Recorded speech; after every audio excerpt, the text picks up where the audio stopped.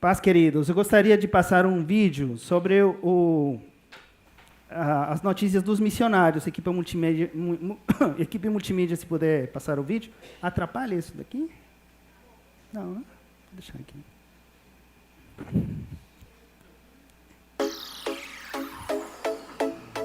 Ei, você já orou por missões hoje? Você já se perguntou pelo que e como orar por missões? Eu me chamo Sara Matos e no informativo de hoje eu vou trazer sugestões de como você pode estar orando por missões. Ore pelos missionários que estão no campo. O apóstolo Paulo reconhecia que o seu trabalho não seria eficaz sem a oração dos irmãos. Por isso, apresente as necessidades pessoais de cada missionário. Ore pelas suas emoções, pela sua saúde. Procure saber quais são os desafios que cada um tem enfrentado. Queremos também te pedir que ore pelos aspectos culturais, pela alimentação, pelos costumes, pela língua. Procure saber quais são os desafios dos nossos missionários e ore de uma forma individual e objetiva por isso. Ore para que Deus abra as portas. Existem muitos países que estão com as suas portas fechadas para a entrada de missionários, mas sabemos que através da oração, Deus pode mover um milagre e essas portas serem abertas para que os missionários entrem nesses países e alcancem corações com a palavra de Deus. Ore pelas finanças. O apóstolo Paulo, ao escrever aos Filipenses no capítulo 4, agradece pela ajuda financeira que eles trouxeram a ele no momento de dificuldade e quando ele estava anunciando as boas novas. Por isso, ore para que a igreja tenha saúde financeira para manter os nossos missionários. Ore para que cada membro se comprometa com essa obra missionária. Através das nossas ofertas, os nossos missionários são alcançados financeiramente, sustentados e muitas outras famílias podem ser alcançadas pela palavra de Deus. Ore por novos missionários. Nós sabemos que o campo é grande, mas poucos são os trabalhadores. Por isso, ore e peça que Deus levante novos trabalhadores para que o campo missionário possa estar abastecido de pessoas que irão alcançar vidas através da palavra de Deus. E para finalizar, queremos incentivá-los a manter constantemente as suas orações pelas missões. Ore por cada missionário, por cada família. Ore para que todas as barreiras que possam se levantar venham ser vencidas, porque há poder na sua oração. E assim, encerramos o informativo de hoje. Até breve! Amém. Poderia colocar a imagem que eu passei aí? Equipe.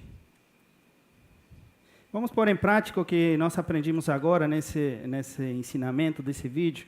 5 motivos de oração. E é muito importante que possamos exercitar isso de forma constante em nossas vidas. Nossos missionários precisam de nós.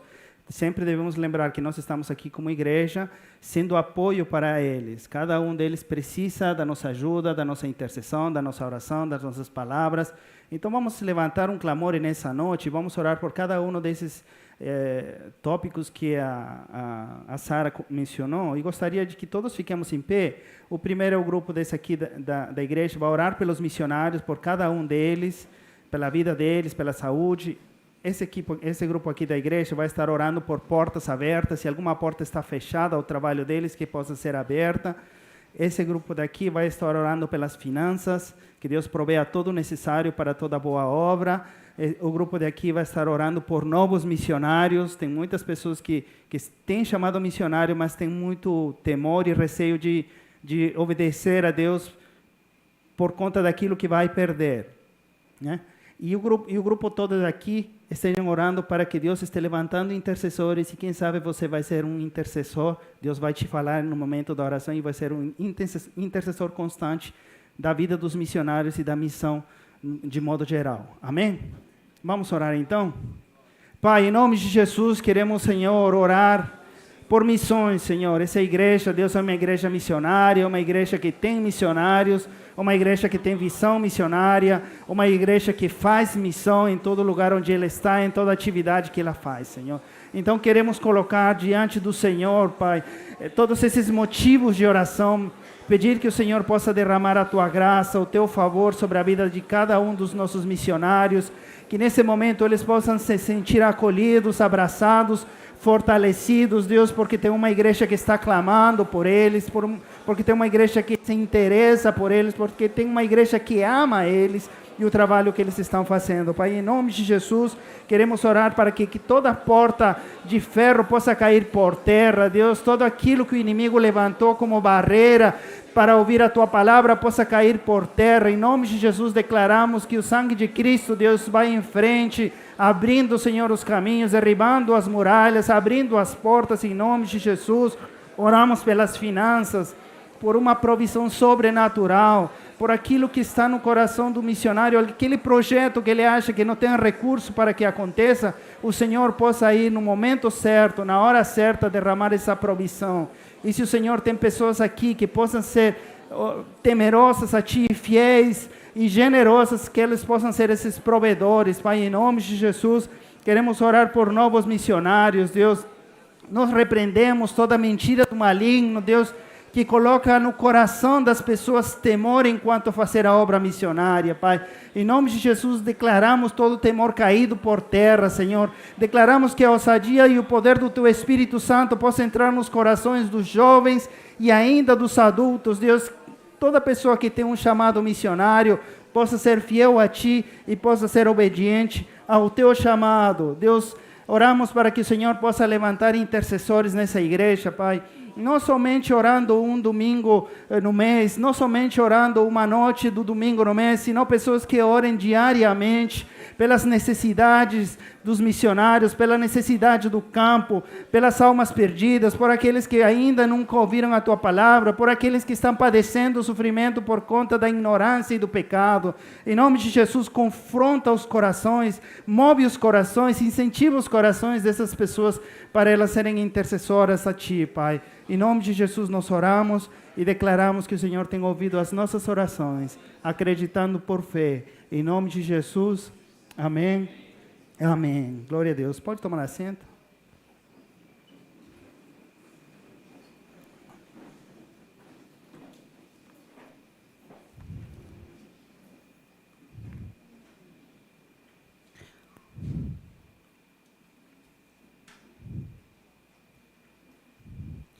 Então, irmãos, vamos abrir as nossas Bíblias no livro de Gênesis, capítulo 45.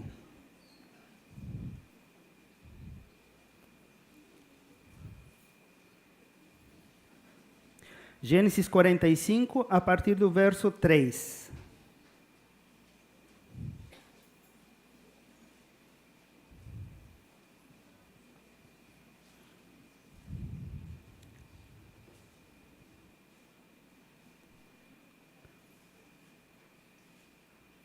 Amém. A palavra do Senhor diz assim: E disse a seus irmãos: Eu sou José, vive ainda meu pai?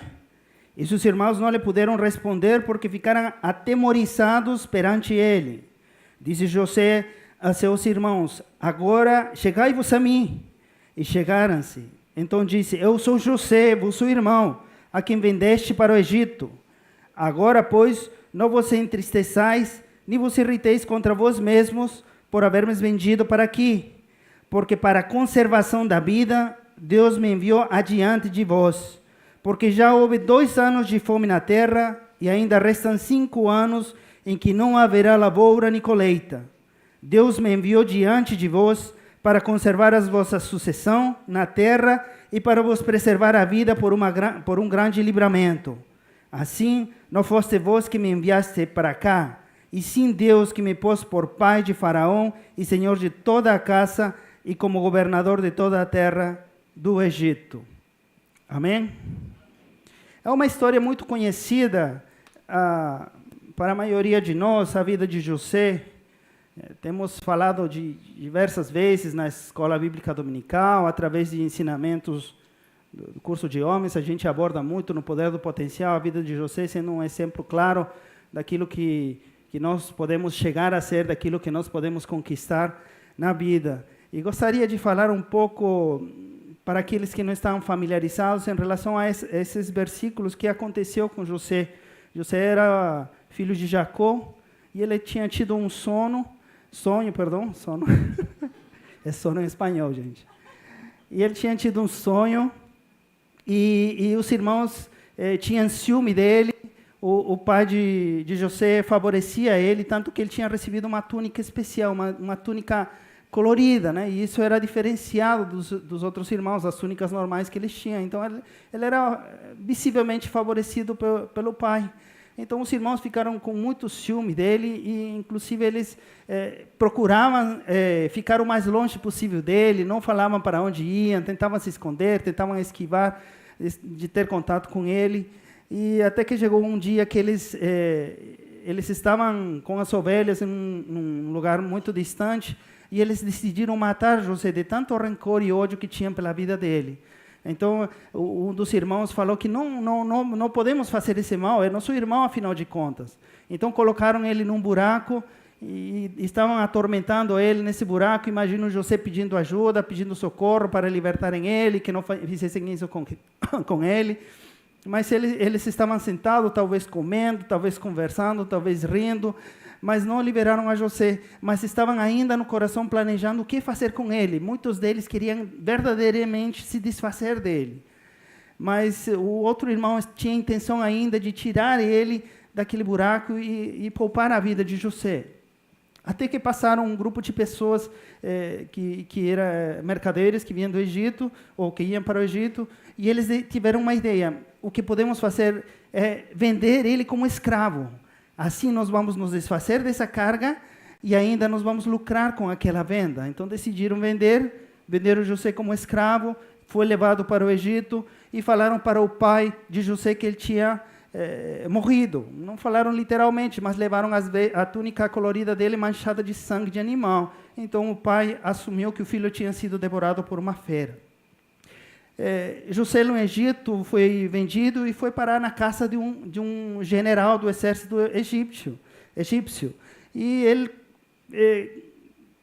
estando preso, sendo escravo, ele começou a se destacar pelas atitudes dele, pelos conhecimentos, pelas habilidades que ele tinha, pelo compromisso.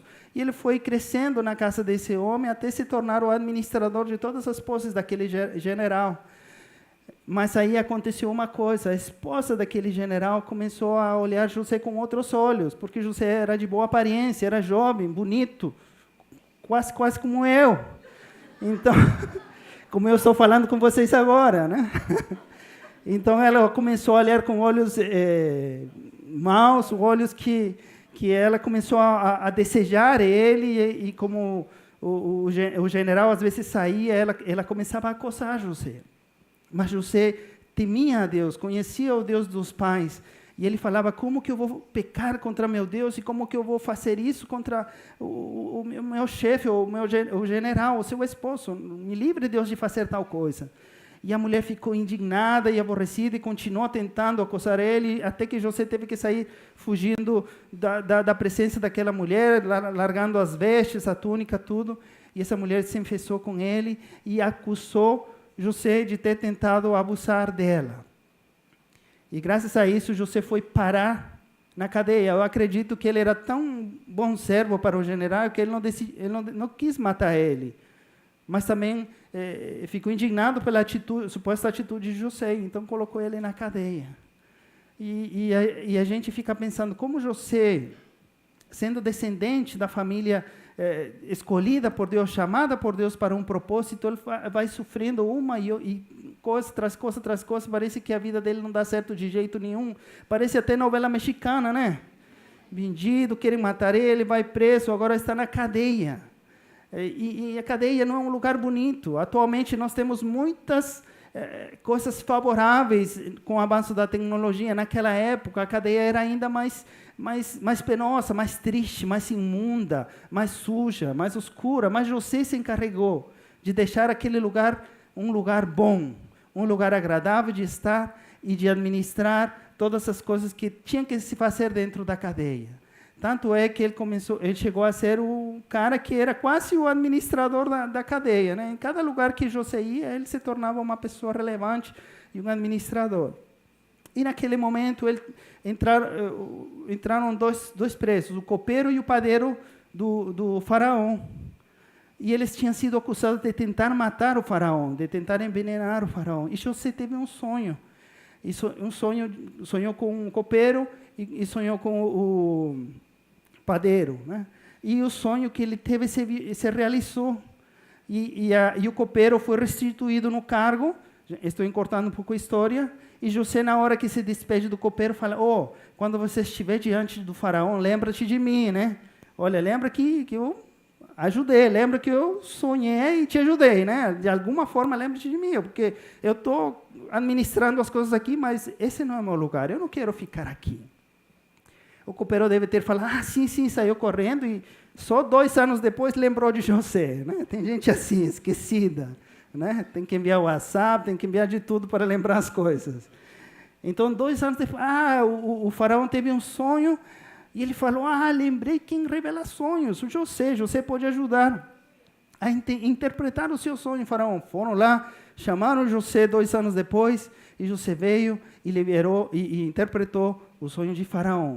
Aquele sonho, ele dizia que ia vir uma abundância, ia vir 7 anos de abundância, de semeia e colheita abundante.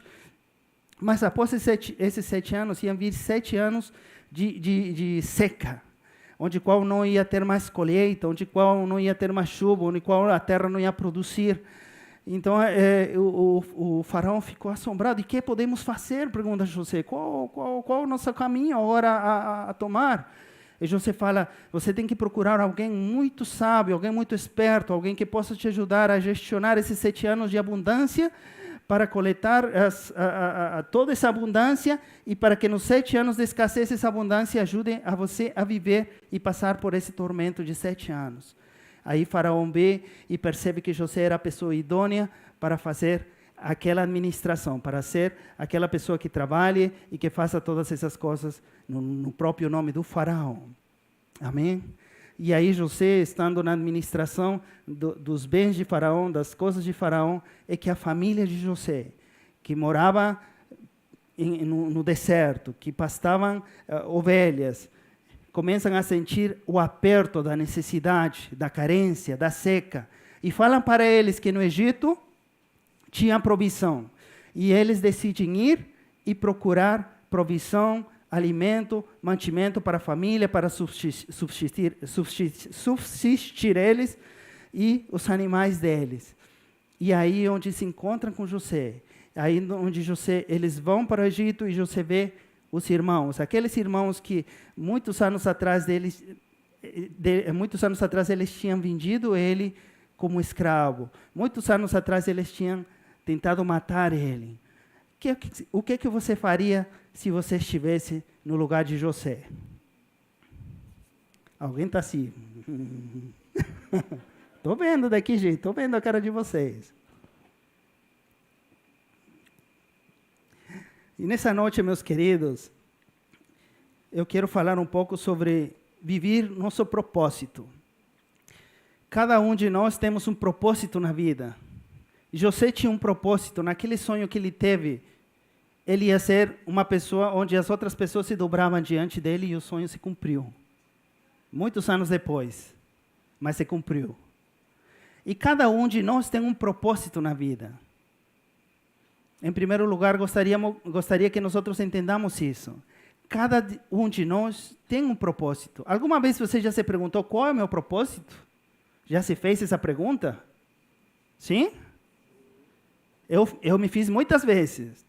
Logo no início da minha conversão, então, muitas vezes me fazia essa pergunta, porque começava a ler a Bíblia e começava a enxergar ela com os olhos diferentes daquilo que eu tinha experimentado na minha vida toda, né? E eu era muito curioso, e as coisas que eu lia na Bíblia eu achava que iam acontecer comigo, né?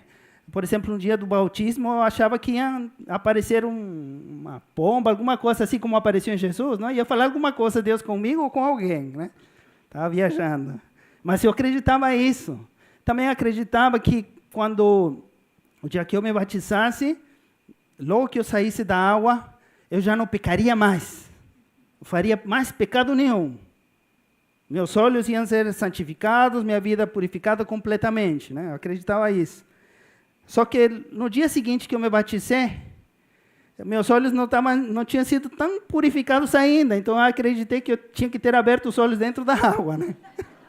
Eu errei, fiz alguma coisa errada aí, que os olhos ainda estão precisando um pouquinho mais de colírio aí, dessa água de batismo.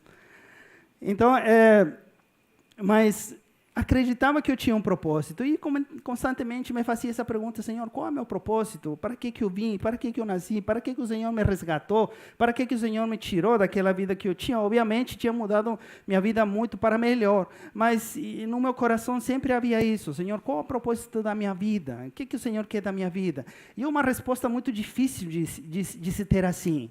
É uma resposta que não vem assim como algo claro e nítido e rápido. É uma búsqueda constante que a gente tem que fazer e entender que realmente existe um propósito para nós. Só que nesse momento de procura, como nós não conseguimos enxergar nada, começamos a sentir-nos frustrados. Porque ninguém vem com o papel: Deus disse que você vai ser isso, isso, isso, isso, e pronto, só espera. Não, ninguém vem com isso. Ninguém te diz. Tem alguns profetas que passam por aí dando umas revelações, mas alguns não são muitas revelações, né? Mas não é bem o que acontece. Então, nós frustramos. Eu me frustrei muitas vezes, porque não conseguia enxergar qual era o meu propósito. E, inclusive, teve momentos que eu pensei: talvez não tenha algum propósito específico para a minha vida, algo que Deus quer da minha vida.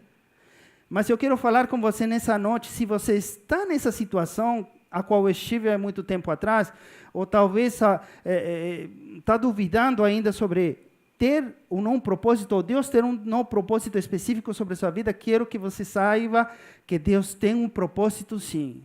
Deus, cada coisa que Ele faz com um propósito. Deus não faz nada por acaso. Cada uma das coisas que Ele criou tem um propósito. Ele criou o universo todo, cada uma das coisas que Ele criou, a forma como Ele criou, o tamanho que Ele colocou, as distâncias que Ele colocou numa e outra coisa, a distância da Terra do Sol, da Terra da Lua, a rotação da Terra, os movimentos solares, tudo aquilo que Ele criou tem um propósito. E graças a esse propósito específico é que podemos ter vida aqui na Terra. Deus tem um propósito na sua vida, Deus tem um propósito na minha vida. Cada parte do meu corpo tem um propósito. Cada parte, até o dedão do meu pé tem um propósito, que se for tirado ele, eu vou ter alguma certa dificuldade em ter equilíbrio na hora de caminhar ou correr. Então, cada coisa que Ele fez com um propósito. Ele é um Deus intencional.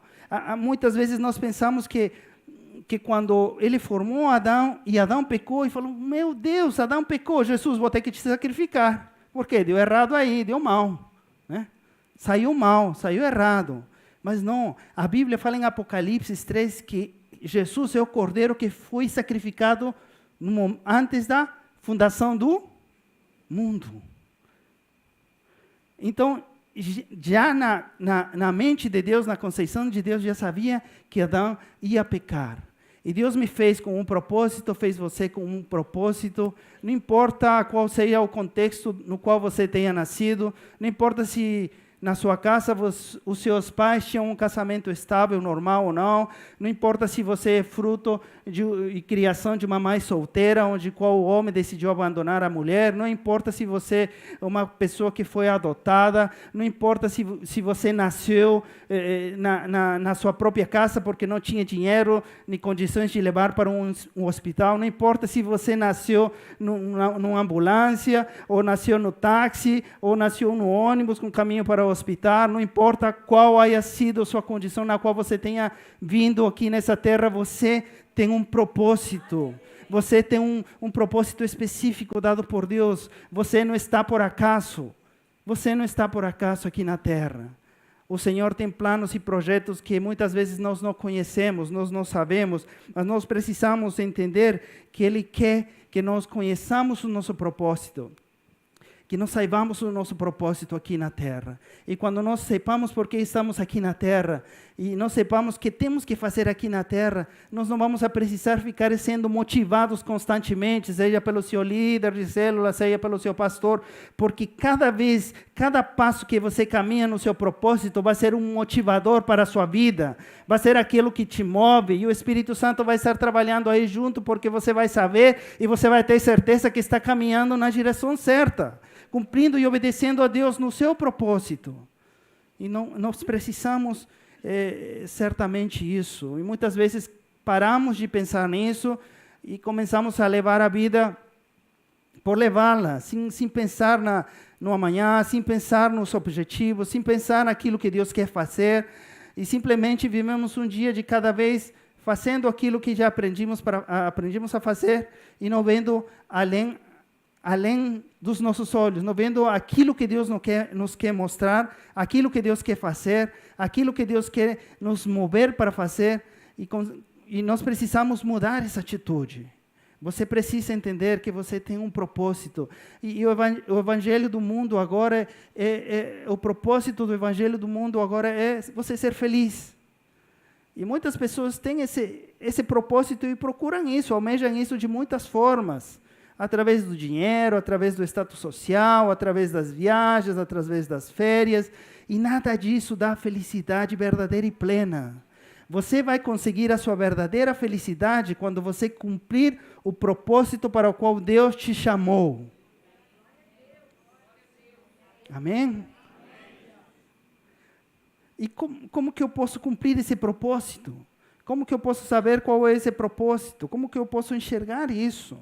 Cada vez que você se conecta com Deus, cada vez que você caminha com Deus, Deus vai ir te mostrando qual é o seu propósito, qual o caminho que você deve andar, quais são as coisas que você deve fazer. E assim você vai ir conhecendo o seu propósito. Em Romanos capítulo 12, verso 4, ele fala de algumas características dentro das igrejas, de como nós podemos identificar alguns dons, e os dons que podem nos ajudar a entender nosso propósito. Se você puder abrir Romanos capítulo 12.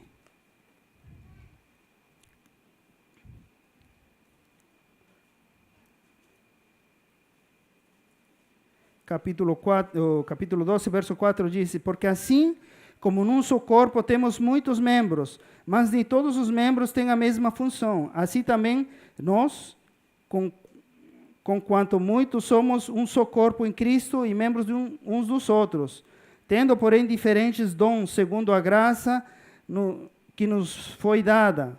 Se profecia, seja segundo a proporção da fé; se ministério, dediquemo-nos ao ministério; o que ensina, esmerem-se no fazê-lo; o que exorta, faça-o com dedicação; e o que contribui com liberalidade; e o que preside com diligência; e quem exerce misericórdia com alegria. Amém? Então, aqui menciona 7 coisas, 7 características que nos podem ajudar a nós encontrarmos o nosso propósito. Imagine o seguinte, que nós estamos aqui na igreja, uma reunião convocada pelo líder, aquele que tem dom de liderança, está presidindo a reunião, e ele transmite uma problemática para a comunidade aqui, e fala: eu gostaria de falar sobre o nosso irmão tal, ele perdeu o emprego, ele está passando uma certa necessidade, e nós precisamos fazer alguma coisa. Aí entra em ação o dom de profecia, né? O dom de profecia diz: talvez tem pecado. Então, o irmão precisa buscar e enxergar se alguma coisa ele fez que foi contrária à vontade do Senhor. Então, precisa se acertar com Deus, e aí o trabalho vai fluir, né? Dom de profecia se manifestando. O seguinte, o mestre, ele fala: se o irmão seguir os passos de 1 Timóteo 3, aí tem os 5 passos, se ele seguir o passo 1, 2, 3, 4, 5, ele certamente vai conseguir um emprego. Outro dom se manifestando, né? O seguinte dom, o animador, o encorajador, no momento que estão falando da necessidade do irmão, ele já pegou o celular e começou a escrever pelo WhatsApp: irmão, se preocupa não, vai dar tudo certo, o irmão vai conseguir um novo emprego, vamos te ajudar, estamos orando, aquele que é doador se para no meio da reunião e diz: nós precisamos fazer alguma coisa, precisamos levantar uma oferta pela vida do irmão. E eu vou ser o primeiro a dar os primeiros R$1.000. Amém, né? Oremos por mais irmãos assim. E o servo, que do servo? O servo já saiu, já foi no supermercado, já fez uma compra e já está levando para a casa do irmão.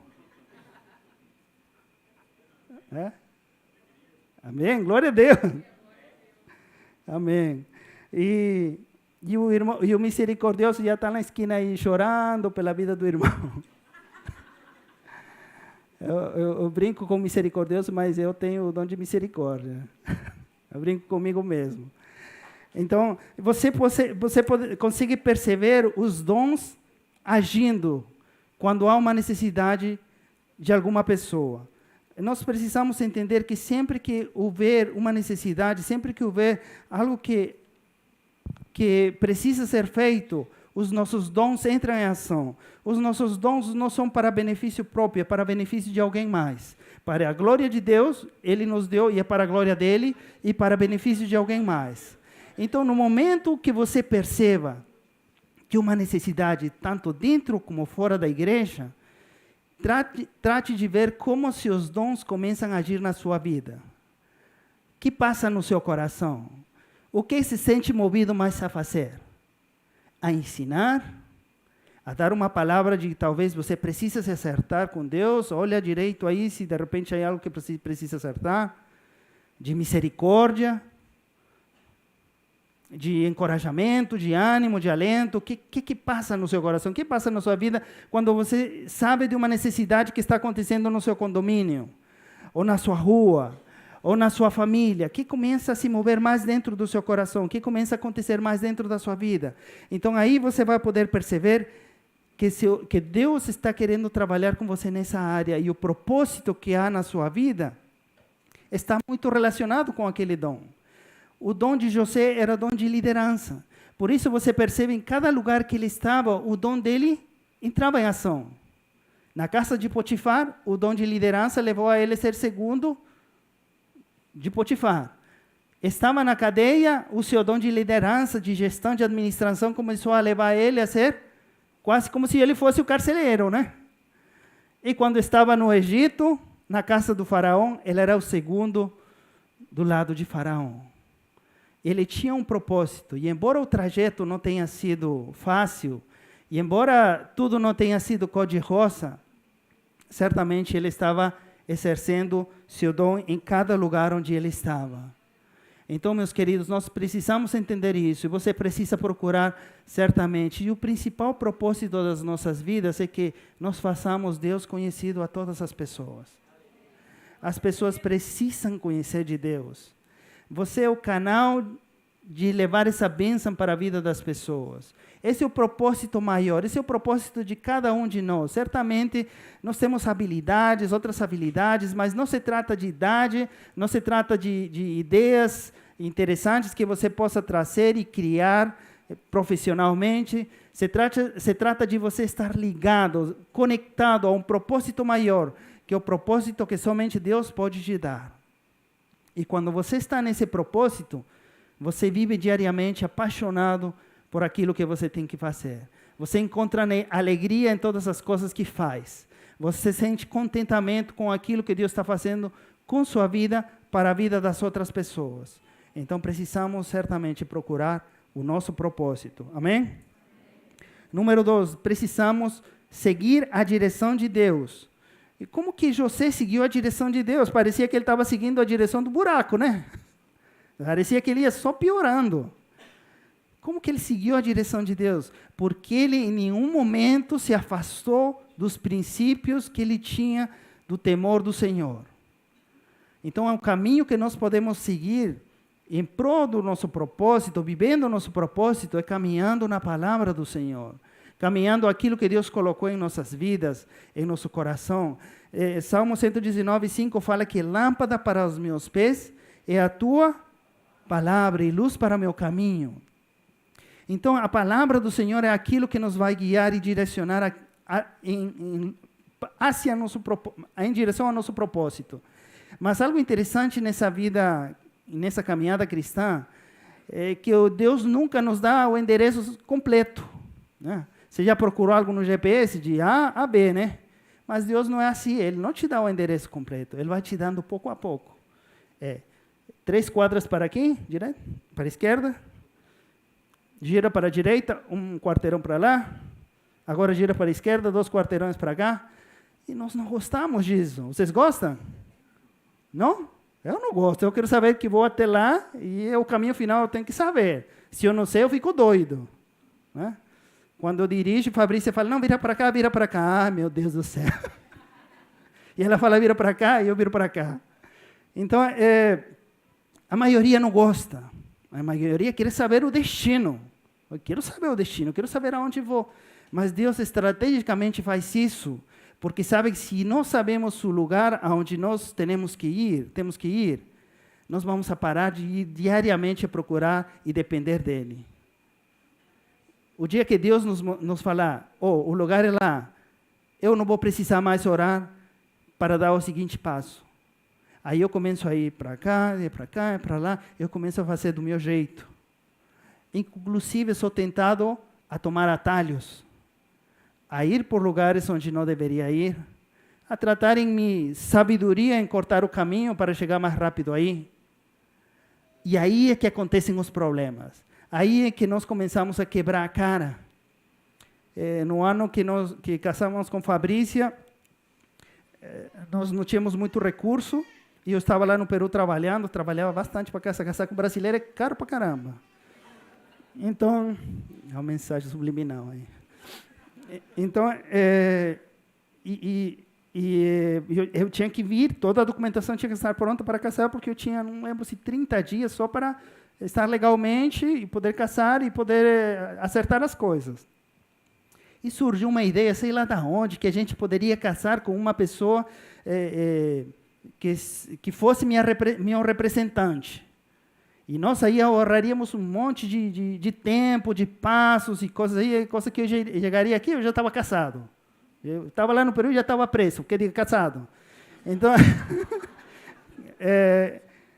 e optamos por esse caminho. Não, vamos fazer, vai ser bom. Por um momento eu fiquei em dúvida, mas fizemos algo que todo cristão tem que fazer, pedir a direção de Deus. Mas no momento do aperto, você se sente tentado a fazer aquilo que parece mais certo, mais rápido. Então, faltei muitas vezes ao trabalho para conseguir uma documentação para que meu cunhado me representasse. Gastei muito dinheiro. Depois, enviar a documentação enviar aqui para o Brasil, era quase como eu vir aqui, pagar a minha passagem. Bom, mas a gente estava adiantando as coisas. Tinha que fazer uma tradução. E tinha que ter carimbo, não sei de que carimbo, até da avó. Carimbo pra caramba. Coisa que Fabrícia chega lá com o irmão e ainda tinha que ter testemunhas. Né? Chega lá com a documentação no cartório, entrega lá, fala, o juiz abre aqui. Está errado. Esse tipo de casamento não existe aqui. Tem que fazer outra documentação. Perdimos tempo, muito dinheiro e um desgaste que a gente brigou pra caramba. Que a gente poderia ter ahorrado. Então, nós tentamos fazer de uma forma diferente, uma forma que a nossos olhos ia ser bom. Mas Deus certamente tinha outros planos, outros projetos para o nosso casamento. Nós casamos aqui na igreja, tanto no civil como no religioso, e foi um casamento bonito. Pena que muitos de vocês não vieram, perderam. Mas ainda a gente está recebendo os presentes, isso aí, você pode ser desculpado por isso. Então, a gente errou, pisou na bola, e muitas vezes nós fazemos isso, somos tentados a fazer isso, somos tentados a fazer o jeitinho brasileiro, o jeitinho peruano, e os dois juntos sai pior. Deus me livre. Então, meus irmãos, e no livro de Josué, logo depois que Moisés tira o povo de Israel da escravidão do povo egípcio, eles começam a conquistar as terras, e eles chegam a Jericó, conquista Jericó, todas as outras cidades ficam atemorizadas, porque como conquistaram uma cidade com uma muralha gigante? conquistam o outro povo, o povo de Ai. E todos começaram a ficar atemorizados, até que teve um grupo chamado os Gibeonitas. E os Gibeonitas falaram, se Israel vier aqui contra nós, eles vão arrasar com nós. Então, eles bolaram uma ideia, uma estratégia, de eles tentar fazer um acordo de paz com Israel. Então, eles pegaram pães velhos, assim, de 4 ou 5 dias, aquele pão que serve para trancar a porta, e colocaram as vestes bem velhas, desgastadas, tudo foram assim, bem vestidos assim, como se tivessem feito uma viagem de meses. E falaram, vamos chegar lá e vamos falar que moramos muito longe. Então vamos fazer um acordo de paz. E que eles nos deem a palavra deles que eles não vão fazer mal contra nós porque moramos longe. Então não pode nos conquistar. E eles chegam lá, todo ensinando, devem ser seguramente bons atores. Não, mira, olha aqui o pão que a gente trouxe. Quando a gente saiu, estava quentinho, pãozinho crente do Estrabon.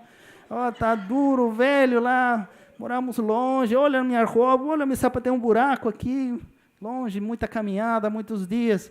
E nós vemos um povo distante, vimos que vocês estão conquistando, vocês são bons, seu Deus é bom, façamos uma aliança, um acordo. E o que fez Josué e as pessoas dele? Começaram a olhar o pão, olhar a roupa, de longe mesmo, né? Mas Josué 9 fala que eles esqueceram de fazer uma coisa. Esqueceram de perguntar a Deus. Porque Deus tinha mandado conquistar. Mas eles foram enganados por um povo que morava naquela região, só que usaram de uma estratégia, e eles erraram em seguir a direção de Deus por falta de perguntar a Deus. E esse povo foi uma dor de cabeça na vida deles, e eles não podiam fazer nada contra eles porque eles tinham dado a palavra. Ele foi uma espinha no pé do povo de Israel. Então, meus irmãos, nós precisamos caminhar na direção de Deus, nós precisamos caminhar em cada lugar que Deus nos direciona, nós precisamos estar dando cada passo. Embora não seja bonito, embora não pareça legal, embora não esteja me sentindo realizado, José muitas vezes, com certeza, não se sentiu realizado, porque estava preso, porque estava sendo acusado injustamente. Mas ele continuava seguindo a direção de Deus, não negando a Deus, porque para ele fácil era ficar com a esposa do cara e ficar com o dinheiro do cara e etc. Né? Poderia fazer isso, mas ele não quis pecar contra Deus, e ao fazer isso, embora o caminho seja difícil, ele estava seguindo a direção de Deus. Meus queridos, nós precisamos obedecer e seguir a direção de Deus. As consequências, deixemos nas mãos de Deus. Amém? Façamos o que Ele pede, façamos por onde Ele nos mandar, mas certamente o cuidado vai estar nas mãos dEle e Ele vai conseguir nos abençoar em cada lugar onde a gente for e cada coisa que a gente fizer. Amém? Amém. Em terceiro lugar, nós precisamos entregar a mensagem certa.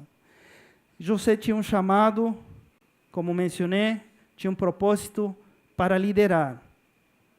Ele foi chamado para liderar desde o sonho, e em cada uma das atitudes que ele teve, ele demonstrou habilidade na liderança. Era o dom de Deus que tinha colocado na vida dele. E ele precisava entregar uma mensagem para a sua geração. E a mensagem que ele entregou para seu povo é: Deus é um Deus salvador. Deus é um Deus provedor. Deus é um Deus cuidador. Deus é um Deus fiel. E Deus é um Deus perdoador. Porque o mal que vocês procuraram contra mim, Deus o transformou em bem.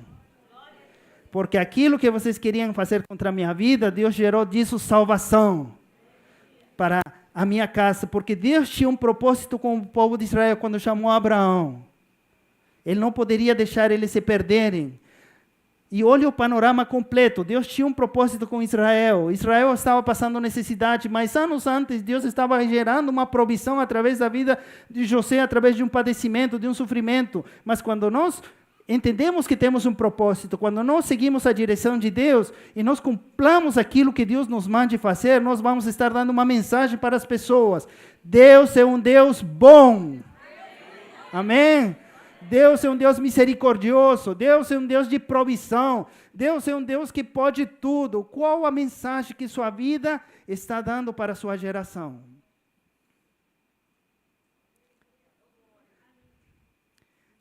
O que suas palavras estão ministrando para a vida das pessoas? O que suas costas estão ensinando para aquelas pessoas que te veem?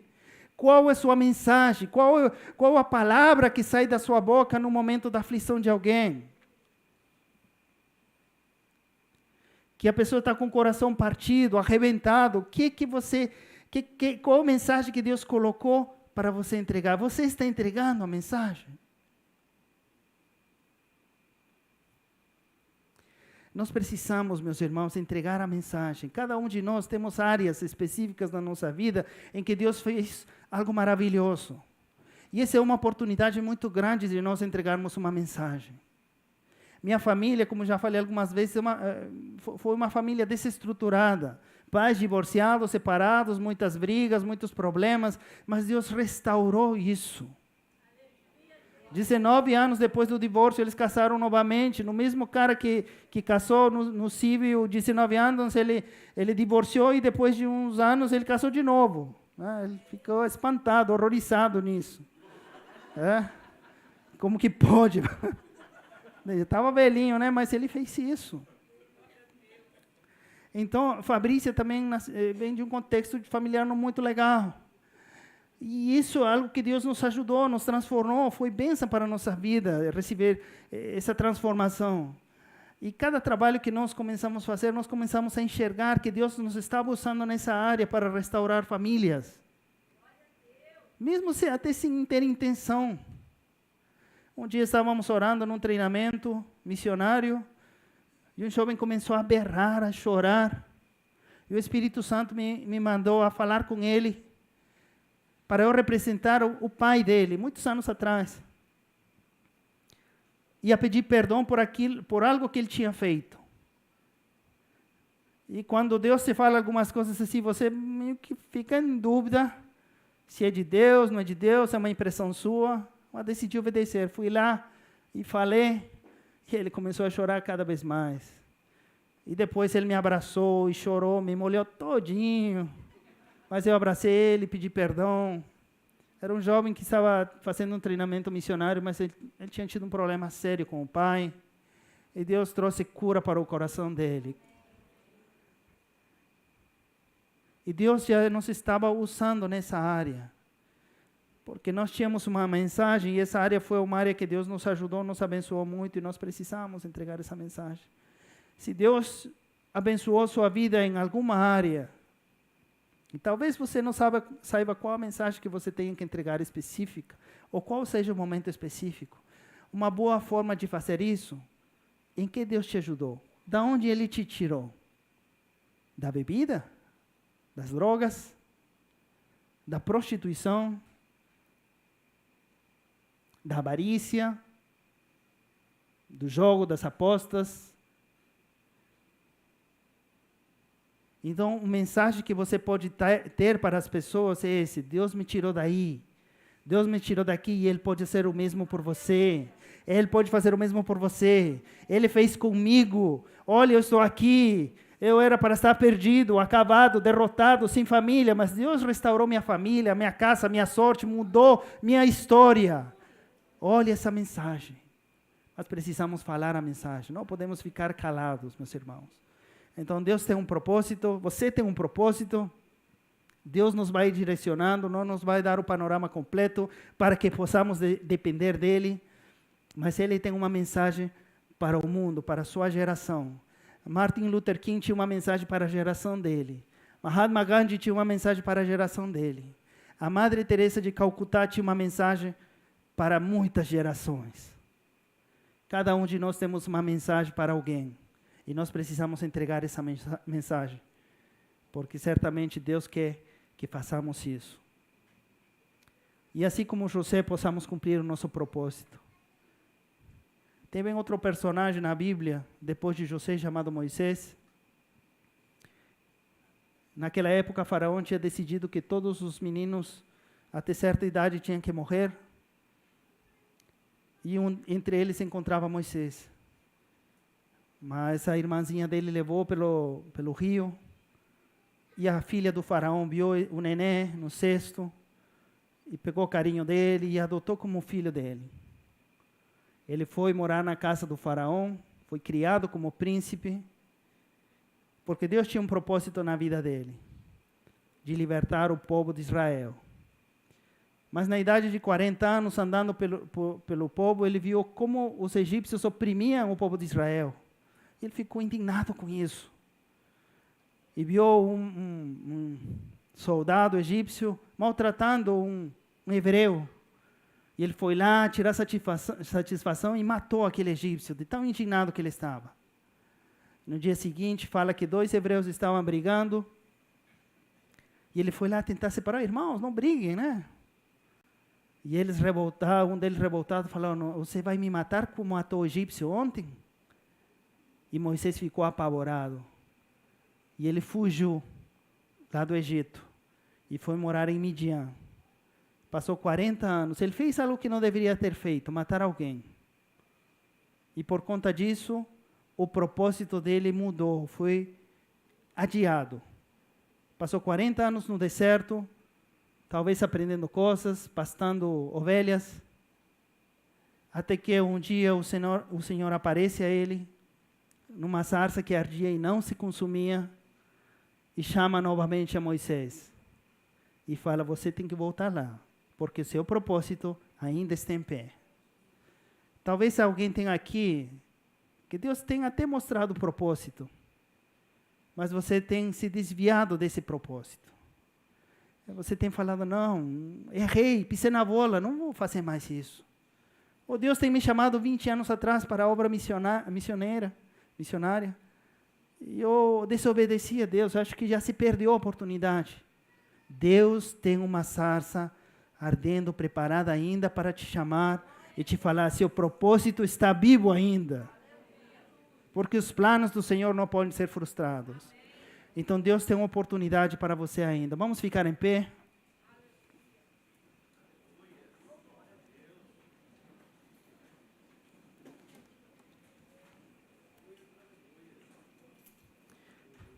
Sabe, meu querido, o lugar mais seguro em que nós possamos estar é dentro do propósito do Senhor.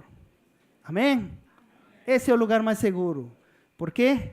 Romanos 8, 28 fala, todas as coisas cooperam para os que amam a Deus, aqueles que, segundo seu propósito. Se você está no propósito de Deus, se você está caminhando embaixo do propósito de Deus, você está num lugar mais seguro da terra.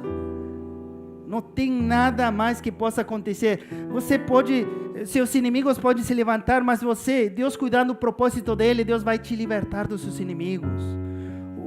O mal pode se levantar, mas Deus vai te libertar do mal. Enfermidades podem vir, mas Deus pode te trazer cura. E ainda pode te fortalecer na velhice. Porque Deus cuida dos seus propósitos. Amém? Então, o lugar mais seguro que você pode estar. Quando a gente aceita Jesus, seria tão legal que Jesus me salva e já me leva, né? Já para que está sofrendo aqui? Já me salvei. Mas nós continuamos vivos porque certamente Deus quer que ainda aqueles que estão mortos recebam essa vida que você recebeu. Esse é o nosso propósito aqui na terra. E gostaria de orar por isso. Para que Deus nos ajude a entender qual é o meu propósito específico, o geral já sei, e o específico no qual Deus quer operar na minha vida. E se você desobedeceu em algum deles, se desviou de algum propósito, Deus ainda tem uma oportunidade para você. Pai, apresentamos as nossas vidas nessa noite, Senhor. Muito obrigado, Senhor, por ser um Deus bom, misericordioso, longânimo, Senhor. Muito obrigado, Senhor, porque apesar das nossas falhas, o Senhor ainda é fiel e ainda nos ama. Nos perdoa, Deus, se nós temos afastado dos nossos propósitos. Nos perdoa, Senhor, se de repente nós estamos alongando o tempo do cumprimento do nosso propósito por conta da nossa rebeldia, por conta de nós tentarmos fazer as coisas a nosso jeito, a nossa forma, com nossa sabedoria, com aquilo que acreditamos seja a melhor forma de fazer as coisas. Nos perdoa, Deus, se desobedecemos os teus mandamentos, desobedecemos o teu chamado. Nos perdoa, Senhor, e nos ajuda, Pai. Em nome de Jesus, que nessa noite, Deus, a tua sarça possa falar simbolicamente a vida de cada um dessa pessoa que está aqui e de pronto estava desobedecendo, Deus, e ela possa se levantar em fé e dar um passo de cada vez em direção de cumprir aquilo para o qual o Senhor a chamou, Deus. Se é para missões, se é para ser um pastor, para ser um pastor, se é para ser o melhor empresário da região, para ser o melhor empresário, se é para ser um político prominente que promova leis justas, leis temerosas, leis com princípios e temerosos da palavra do Senhor também, Deus. Mas certamente queremos estar no lugar mais seguro, que dentro da tua bondade, vontade, dentro do teu propósito, Pai. Em nome de Jesus, Senhor. Muito obrigado, Senhor. Muito obrigado. Aleluia. Glória a Deus. Aleluia. Aleluia, Senhor. Aleluia. Amém. Amém. Obrigado, meus irmãos. E procurem seu propósito hoje mesmo. E Deus certamente vai te falar.